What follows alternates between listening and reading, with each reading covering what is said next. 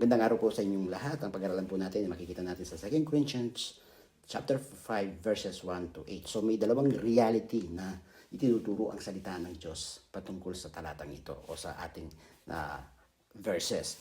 Una, nasisira ang ating katawan. Unang reality, nasisira ang ating katawan.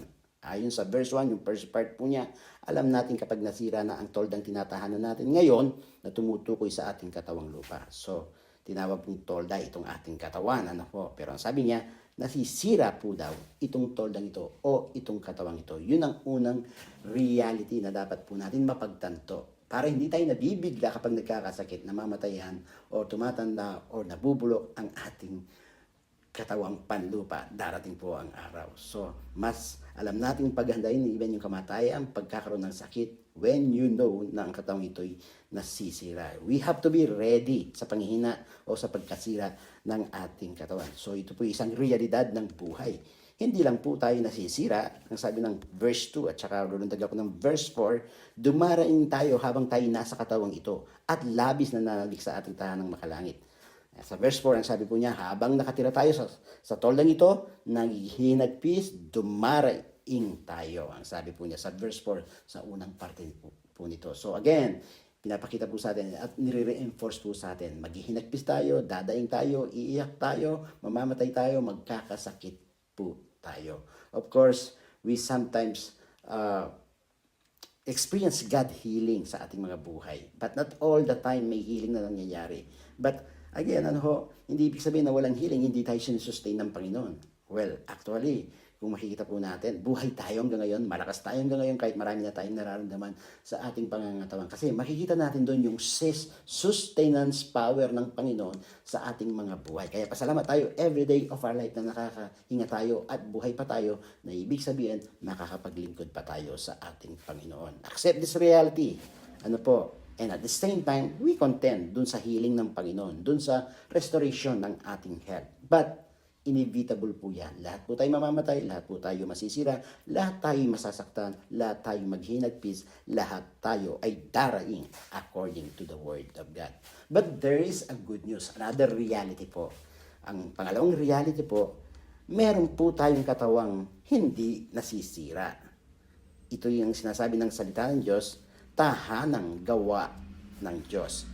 Again, babasahin ko po yung sa verse, actually sinabi po sa verse 1 at sinabi din po sa verse 4. Babasahin na lang po natin yung verse 4, ang sabi ng salita ng Diyos. Habang nakatira pa tayo sa toldang ito, tayo naginagpis dumaring.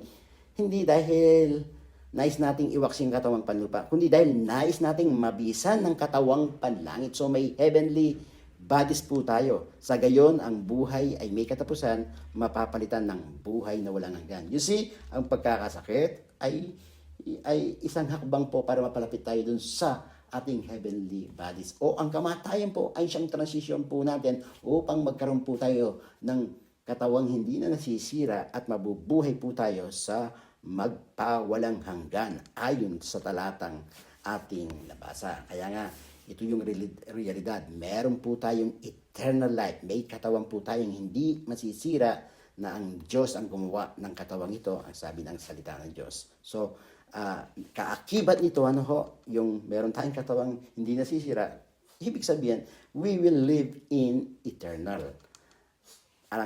Again, babasahin natin sa verse 1. Alam natin kapag nasira ng toldang tinatahanan natin ngayon, tumutukoy sa ating katawang panlupa, tayo may tahanan sa langit na hindi kailanman masisira. Isang tahanang ginawa ng Diyos at hindi ng tao. So, we will have a heavenly bodies because we will live in eternal life with God.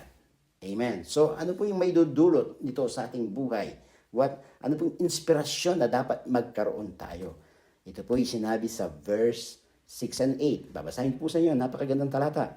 Kaya't laging malakas ang ating loob.